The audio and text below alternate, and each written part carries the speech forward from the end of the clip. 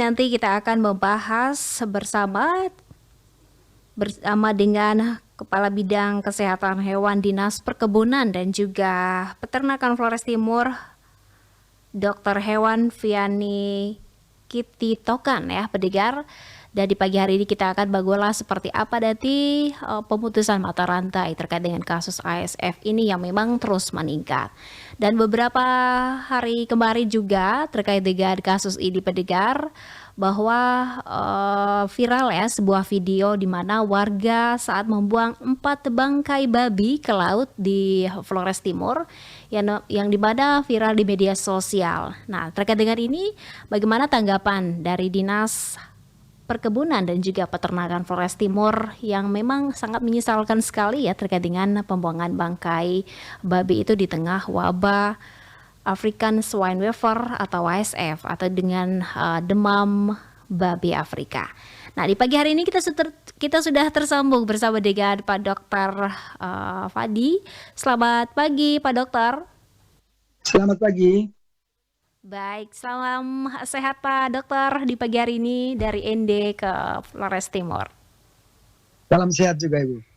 Baik, terima kasih kembali untuk kesempatannya Pak Dokter di pagi ini. Kita akan mengulas ya terkait dengan kasus ASF yang masih terus meningkat di Kabupaten Flores Timur. Nah, seperti apa nih Pak Dokter terkait dengan kasus ini yang juga memang viral di media sosial ya terkait dengan pembuangan bangkai babi ini di laut? Baik. Ya, sebenarnya kami sangat mengutuk keras ya tindakan pembuangan bangkai babi ini, karena memang selain mencemari lingkungan, akan berdampak pada semakin menyebarnya penyakit ASF. Iya. Ya. Nah, terkait dengan kasus ASF ini ya Pak Dokter, tentunya ada upaya ya pemutusan mata rantai yang memang sampai saat ini boleh diketahui Pak Dokter sudah berapa babi yang sudah meninggal? Babi yang mati sekitar 100 untuk Kecamatan Larantuka. Memang kita upaya memutus mata rantai ini, kita melakukan edukasi untuk melakukan biosecurity, kemudian himbauan untuk tidak memotong babi yang sakit dan tidak mengedarkan daging dari babi yang sakit. Iya. Kita sudah melakukan pertemuan dan menyepakati bersama para semua penjagal babi di Kota Larantuka untuk menghentikan pemotongan selama 2 minggu. Ya. Setelah itu, kalau melakukan pemotongan akan diperiksa oleh dokter hewan baik sebelum dan sesudah dipotong untuk menjamin bahwa daging yang diedarkan itu aman, sehat, dan tidak mengandung bibit penyakit. Begitu, Mbak. Iya. Oke, Pak Dokter, apakah dengan upaya ini akan menjamin seperti itu, Pak Dokter?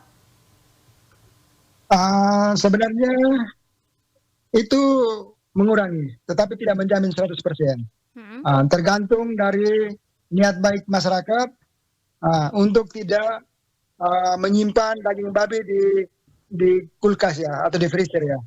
Karena itu virus bisa bertahan sampai 1000 hari di freezer. Iya.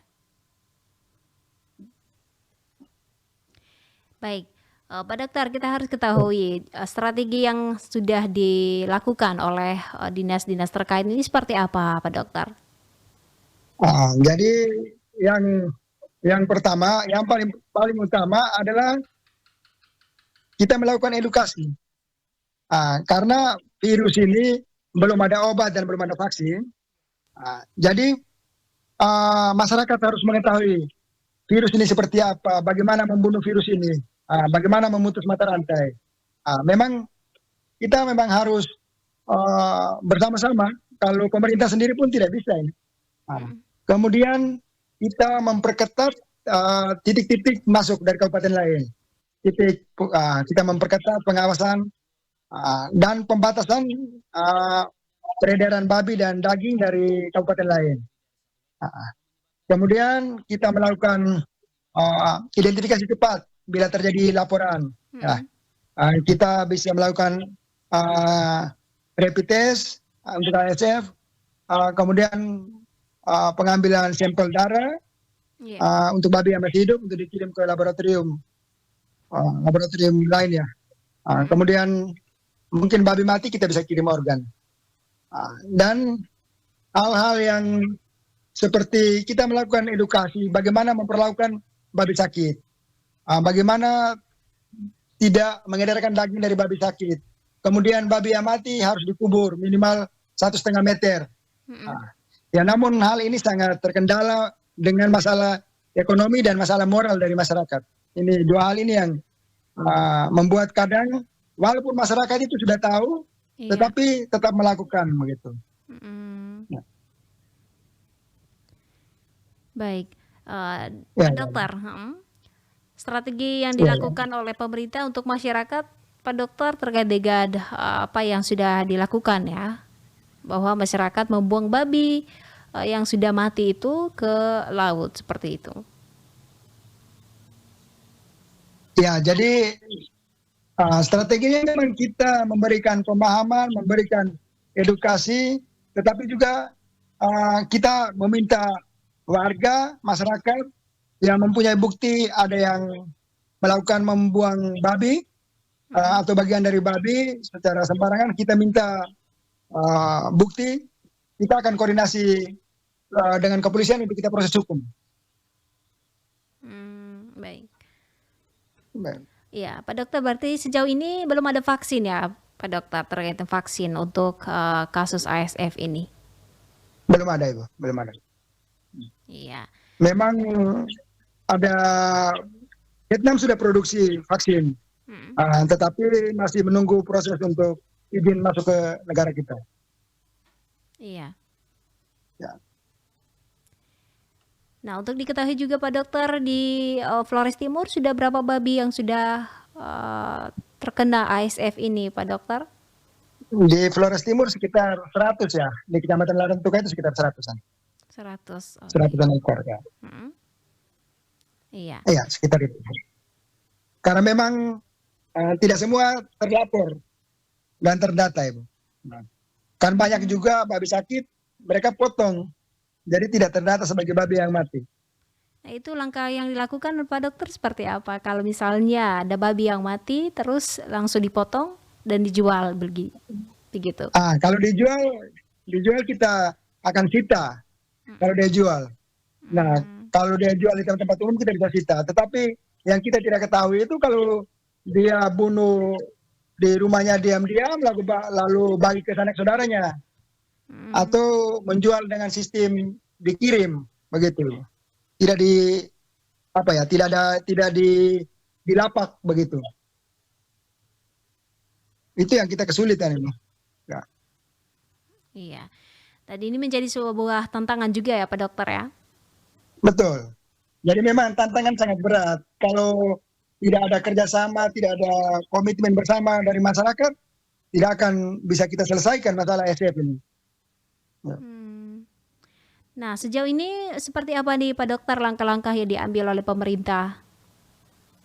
Ya, kita melakukan pendekatan, kita edukasi baik secara informal, melakukan pengumuman, kemudian mendekati pastor-pastor paroki untuk meminta bantuan, kita sama-sama melakukan edukasi.